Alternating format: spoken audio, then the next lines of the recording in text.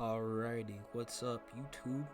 It's your boy, Noto, and I guess it's been a while since I've uploaded, but that's neither here nor there. Make a long story short, I've been unemployed for the last month, and I have nothing better to do but to make shitty YouTube videos, so let's get on with it. So, currently, I guess the big topic today is the Steam Deck. And you may be wondering, what is that? Well, to make a long story short, it's a Switch with better hardware. And it basically allows you to play games on your Steam library, allows you to play a bunch of PC games, yada yada yada. Pretty cool concept. I'm pretty hyped for it, but sadly, there's some people out there who can disagree with you. I mean, of course, you have the Nintendo Switch fanboys out there basically skeptical as all hell, saying, it's Steam, the Steam machines were a thing, those things suck, so I guess because it's Valve, they don't make any games anymore. If they make hardware, it fucking sucks. So yeah, flatly out ignoring the fucking Valve Index exists, and it's one of the most profitable fucking VR headsets of all time. But once again, that's another story. But another guy on the interwebs named ReviewTechUSA, who I recognize. I kind of grew up watching this dude since I was in junior high. That's how long I've been watching this guy. And I guess as I grew up, I kind of as I started to develop my own opinions, I kind of started to notice more things I kind of disagree with him on, in particular with Steam Deck.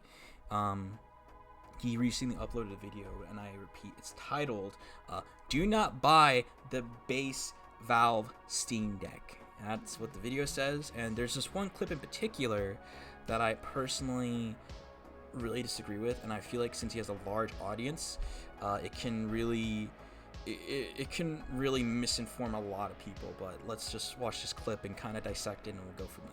Open world games where the games are constantly streaming assets, or there's high res textures. There is no way that internal 64 gigabyte eMMC drive, or if you put a micro SD card, even if it's a faster one inside of the base Stream Deck, is going to be able to keep up with those games.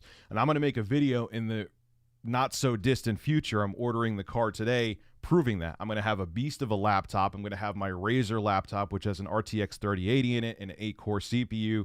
I'm going to hook up a micro SD card, a SanDisk card, either a 1 terabyte one or a 512 gigabyte one, install some games on there, and show you. Let's see what happens. Maybe even if the games aren't supposed to be officially supported on there, some will run okay, but we're going to do some real world tests and see what happens. But I could tell you from personal experience, I've used laptops, cheap laptops with eMMC storage. I've tried installing operating systems and games to micro SD cards, and some just flat out won't run. So it's kind of like if you buy the base Steam Deck, it's going to be like buying a Lamborghini without a gas tank. Sure, it may have a great engine, and technically it could go fast, but because there's no gas in the car, you can't even get it out of your driveway. So you may get the base Steam Deck, and it'll be a really pretty piece of kit, but except for emulating older games, you may not be able to do too much with it.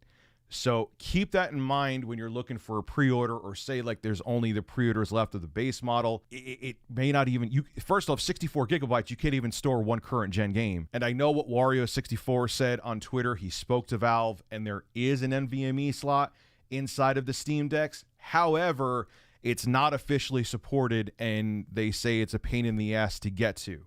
So if you don't want to take out 6,000 screws or risk damaging the console, you're going to be stuck with that really slow and small amount of memory. So keep all of that in mind, and I honestly can wholeheartedly say, don't buy the base model. And I'm going to make a video with using a micro SD card, installing games on it, PC games on it, to prove to you why. Alrighty, so with that clip in particular, he said that with SD cards, that he didn't mention the fact that with the SD card that you would probably get, slower rain times, of course. I mean, the SD card's not going to be as fast as SSD. But he went out on record to say, games will be unplayable and you can't even launch them. You won't be able to run them. I mean, maybe if you're ill-informed like anyone else, if you don't do any fucking research, if you just watch this dude, you'd be like, I guess SD cards suck. I guess I'll spend more money on a, higher end Steam Deck, I guess. But if you go on YouTube, you can find out that people are making videos testing that, hey, look, you can get an SD card. Admittedly, there are people using USB 2.0 adapters, and they were able to get pretty decent load times and performance. Not just load times, performance. I'm not saying you're gonna get like comparable to an SSD. I'm not saying that, but you're gonna get like decent, like comparable to a hard drive, if that makes sense. You know, you're gonna get on the same level of like any other hard drive, and performance is literally, I see people running games at like 60 FPS.